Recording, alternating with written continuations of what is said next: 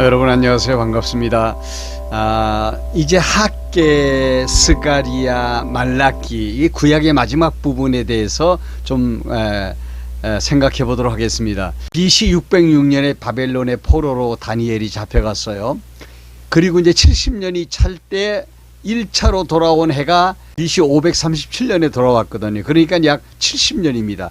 예언대로 70년의 포로 기간이 끝나자 이스라엘 백성들이 예루살렘으로 돌아오는 겁니다.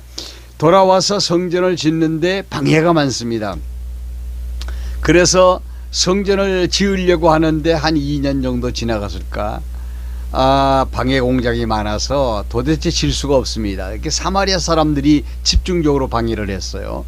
그래서 15년 동안이나 성전 공사가 중단된 상태에 있을 때 학개 선지자가 일어나서 외칩니다. 성전 공사를 다시 시작하자, 그런 얘기입니다. 성전 재건이 얼마나 중요하냐. 그 당시에 이스라엘 백성들이 안일에 빠져 있었거든요. 모두 다 잘 살아보자고 자기 집 짓고 열심히 살아가는데 곱게 보이지 않았다고 하는 겁니다.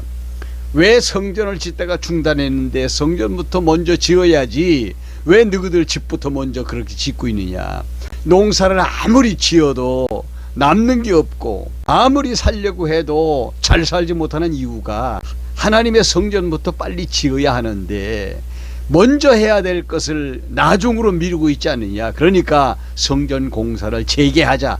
이것이 학개서의 주요 내용입니다. 백성들이 심기는 심어도 거두기는 적게 거두고 먹어도 배가 부르지 않고 마셔도 목이 마르고 옷을 입어도 따뜻하지 않습니다.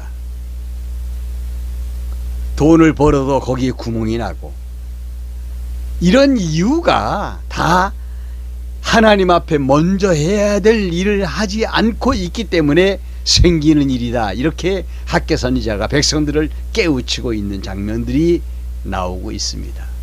이유야 많겠죠. 자재가 있느냐, 인력이 있느냐, 상황이 좋지 않다 하면서 공사가 부당하다고 하는 부당성을 내세우고 백성들이 반대를 합니다. 그래도 학개 선지자는 계속해서 아니다, 성전을 지어야 한다, 하나님이 우리와 함께 하시면 뭐든지 할 수 있다, 이렇게 강력하게 외치기를 시작합니다.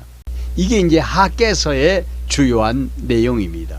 다리오 왕 2년, 그러니까 주전 520년 6월달, 더 정확하게 말하면 6월 24일 드디어 백성들의 마음이 감동되기를 시작하면서 성전 공사가 시작이 됩니다.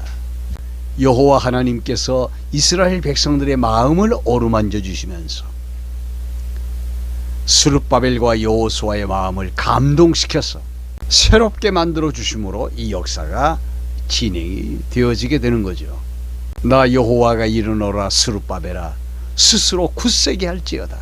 여호사닥의 아들 대제사장 여호수아야, 스스로 굳세게 하라. 이렇게 권하면서 성전에 임할 충만한 하나님의 영광을 약속해 주고 있습니다. 하나님께서 모세에게 너희 백성들은 제사장의 나라가 될 것이다 라고 말씀하셨는데, 그래서 이스라엘 백성들에게는 첫째, 성전이 굉장히 중요하고 성전 안에서 드려지는 제사가 그렇게 중요하고, 그리고 이 모든 것들을 주관하는 대제사장이 있어야 되는데, 이런 것들이 구비되지 않으면 제사장의 나라가 될 수가 없는 거지요. 너무 중요한 겁니다. 그래서 이스라엘 백성들의 역사에서는 그들의 중앙에 성전이 있어야 됩니다. 학개 선지자가 이걸 알고 있기 때문에 성전 공사 재건을 위해서 소리를 지르게 된 거죠. 성경에 보면 언약된 것이 예언되고 예언된 것이 성취되므로 이렇게 하시는 하나님의 섭리가 드러나게 되고, 그 섭리를 통해서 하나님의 신존재가 확증되는, 하나님이 언약하시고 성취하시는 여호와가 된다는 사실을 어떻게 드러내게 하시는 거죠. 그래서 성경에 대한 기록의 목적은요, 하나님이 여호와인 사실을 증거하는 것입니다. 성경의 전체적인 주제가 여호와 계시이고요. 다음 시간에는 학계 다음에 스가랴가 나오죠. 스가랴서에 대해서 좀 공부해 보도록 하겠습니다.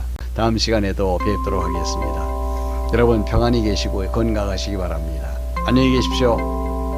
좋아요 버튼 눌러주시기 바랍니다.